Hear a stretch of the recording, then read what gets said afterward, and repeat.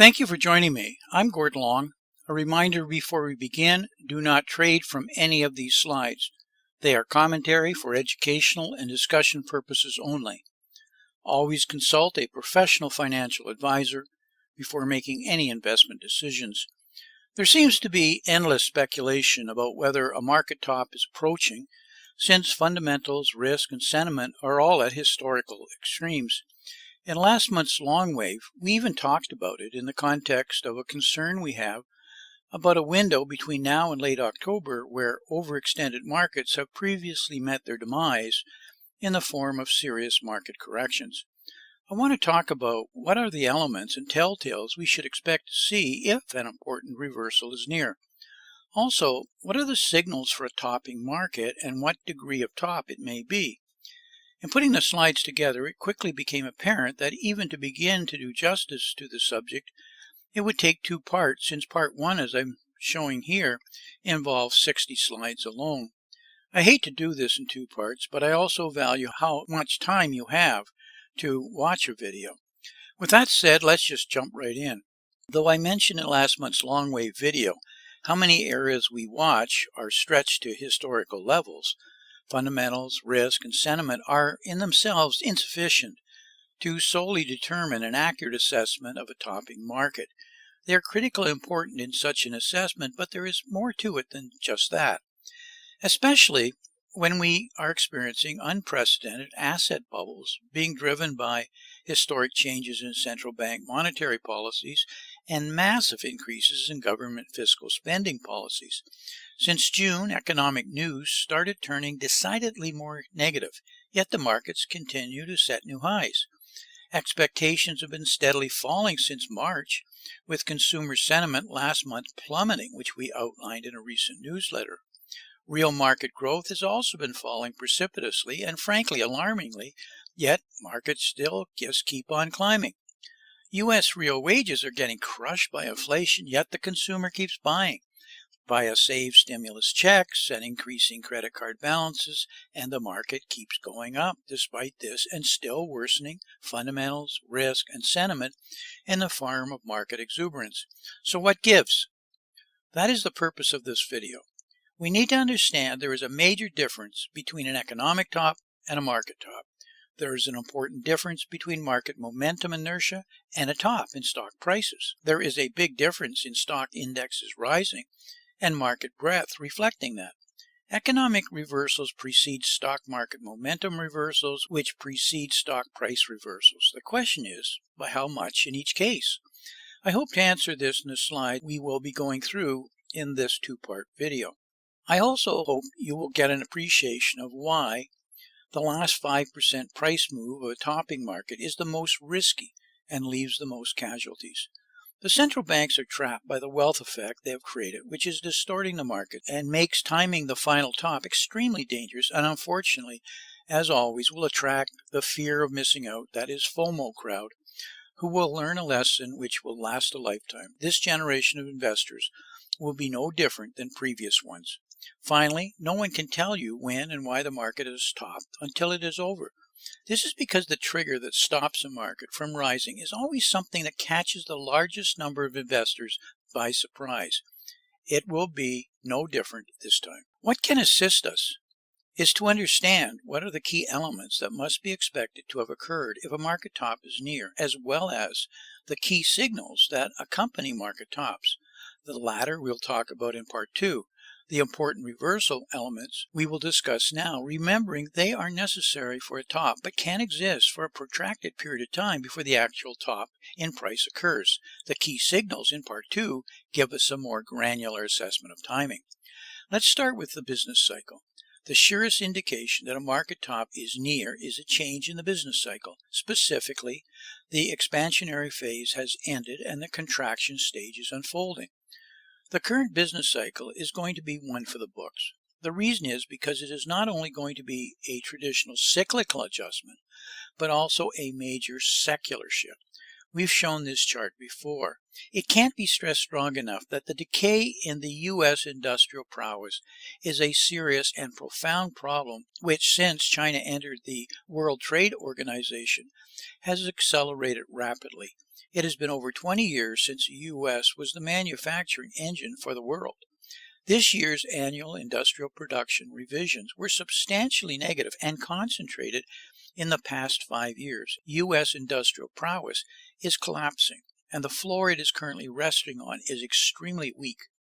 We have this major secular reality coupling with an artificially driven business cycle coming to an end concurrently after one of the longest artificial expansions on record. It has been driven by numerous rounds of quantitative easing, exploding government debt, easy credit, zero-bound interest rates, etc., all of which have achieved their objective of bringing demand forward. Now what? The business cycle goes into contraction until consumer demand is rebuilt, which is not going to be easy in a 70% consumption economy, as we've shown earlier with crumbling consumer disposable income. We've shown this slide previously as a warning of what we expect to unfold beginning in late Q3. Well, the numbers are beginning to be released. Echoing the collapse in consumer sentiment, preliminary August data from Markets Business Surveys suggest peak optimism is long gone. Both U.S. services and manufacturing PMI tumbled in August, beginning to catch down to hard data's reality. U.S. manufacturing PMI dropped from 63.4 to 61.2. That is below the 62 expansion. U.S. services PMI dropped from 59.9 to 55.2, well below the 59.2 expansion.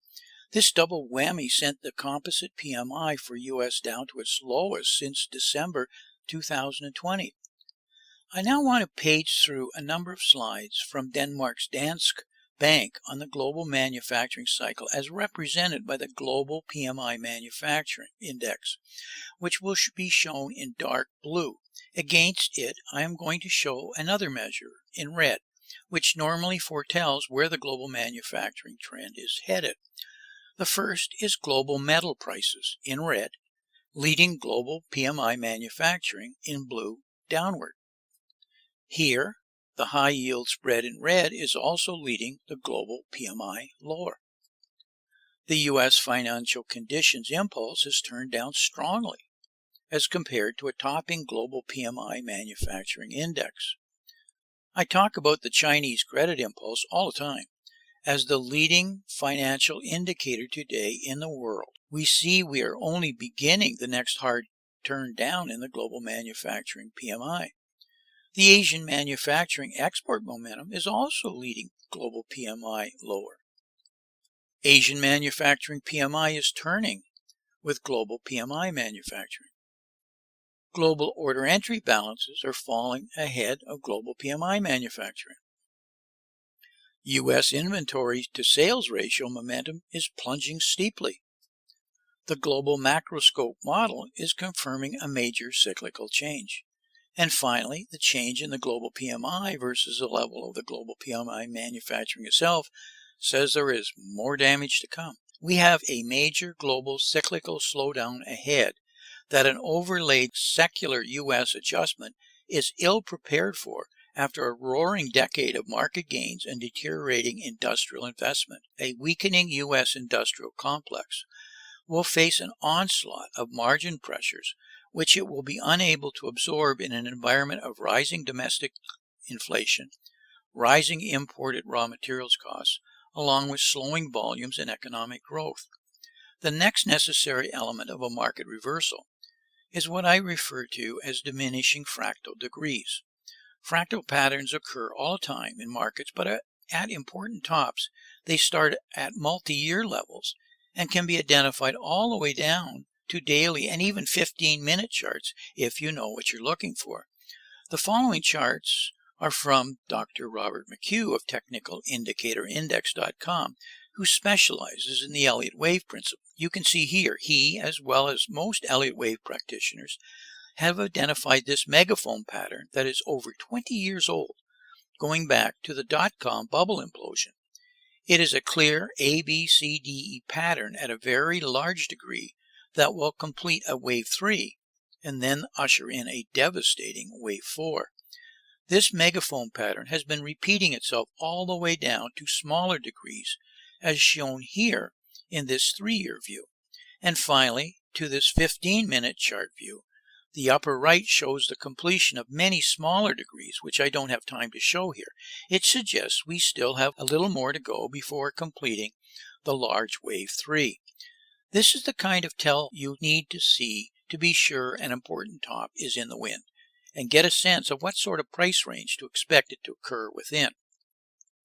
Personally, I use Elliott Wave more for patterns than price and time. I have found better tools for price and time, but none better for patterns and degree recognition. What is also powerful about fractals is that it identifies sector divergences within similar fractal patterns. For example, this 3-year Dow Jones Transportation Average chart shows it has already completed its megaphone fractal wave 3 and has begun its wave 4. Dow theory says this is exactly to be expected, as the trannies will lead the Dow at tops. Clearly, the Elliott Wave principle is calling for a very important reversal this year, or possibly as late as early next year. We talked about distribution regarding the Wyckoff price cycle in our recent long wave video. The Wyckoff market cycle is an easy way to detect distribution, where even if price is going up, there are more people unloading their shares than those accumulating. At highs, we get signs of distribution before markets mark down prices and start the cycle all over again. Wall Street lives off and depends on this markup and markdown cycle, just like all retailers selling any product. We see here two representative examples which are well followed and highly traded. Bitcoin and Amazon both clearly show what is likely occurring across the equity realm in some fashion. When we plot Bitcoin against the S&P 500 large cap stocks, we see that a divergence has appeared on the right. This is a sign of a potential risk off, and we also suspect of coming problems stemming from the short-term funding market and the increasing use of reverse repos, which directly draw down bank reserves at the Federal Reserve and result in shrinking liquidity levels. We should also expect yield curve turmoil and confusion, which overlays with potential shifts in major currencies. The bond market trades $6.5 trillion approximately in securities on a daily basis, with the currency markets trading over $5 trillion. Major equity market reversals can be expected when these two markets are acting within consolidations or corrections versus established trends. Both are in that situation today. The yield curve has now abruptly flattened, which occurs when slowing economic growth becomes apparent, though we have found temporary support. The question is whether yields will go up from here or down, taking with it the yield curve. With key governors now talking about the tapering of QE from $120 billion per month being a real possibility, the expectations have been growing for yields to start rising again. This month's July non-farm payroll release sent a confirmation to the market with a print of over 900,000 jobs and upward revisions to prior months. Bonds exploded higher, precious metals got taken out to the woodshed, while the dollar surged. Now, a lot of that has already been corrected. If the yield curve begins to fill the pink box shown on the right, then historically we should expect to see an equity event unfold similar to 2000 and 2008 as shown on the left. This is yet another element of an important reversal ahead. Retail sentiment is yet another important element. The cycle of greed and fear in the equity market are as much a part of markets as weather is with everyday living. We've had a sustained bull market which has stoked the fires of greed and both false and delusional expectations. No clearer example can be given than a market top is near than recent reports of the retail buyer now in control of market trading. According to a report by Goldman in their calculations, and I quote, "Retail trading continues to dominate, continuing the trend we have been watching. Retail brokers' disclosures regarding compensation for order flow show that individual investors accounted for 55% of single stock and ETF options trading contracts in Q2. Now, separately, a survey published by MarketWatch shows that An astounding 59% of Gen Z traders have admitted to trading while drunk. That number falls to 32% when all U.S. traders of every age are queried. Connect the dots here. The hangover is going to be brutal. We are seeing here what they are just too drunk, possibly to comprehend. The degree of greed and FOMO comes with excess use of margin and leverage. Margin debt used to finance financial securities is off the chart, especially when measured against free cash balances. Everyone is on the same side of the boat. Who is left to buy? Historically, this has been a sure sign that a period of reduced risk lies ahead. FINRA has released new data for margin debt now available through July. The latest debt level is down 4.3 month over month, its first decline in 15 months. It is our experience at MATSII that major market reversals most often occur after margin debt has weakened for 3 consecutive months. There's some very clear reasons why it takes that period. We are now in month 2. Total leverage being employed to support the economy and market is at unprecedented levels as a result of what can only be termed Federal Reserve and central bank madness. Maybe the most important element with an important market reversal is to see weakening liquidity. The first place to look is, though not the only, is with central bank policies regarding money supply and total bank reserves. The rate of global real M2 growth has been falling, and quite dramatically in the U.S. It is still positive on a year-over-year basis, but markets react to rates of change, not to absolute values.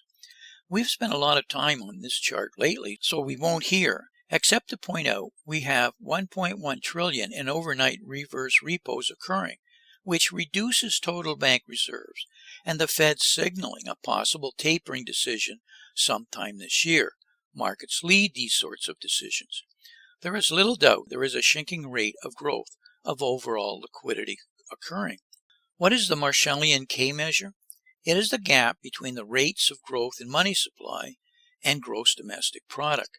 This signal is obscure but has sent meaningful signs in the past as a measure of U.S. financial liquidity, and its decline foreshadowing 2 of the decade's worst equity routs, and is flashing alarms even before the Federal Reserve embarks on its planned winding down of asset purchases.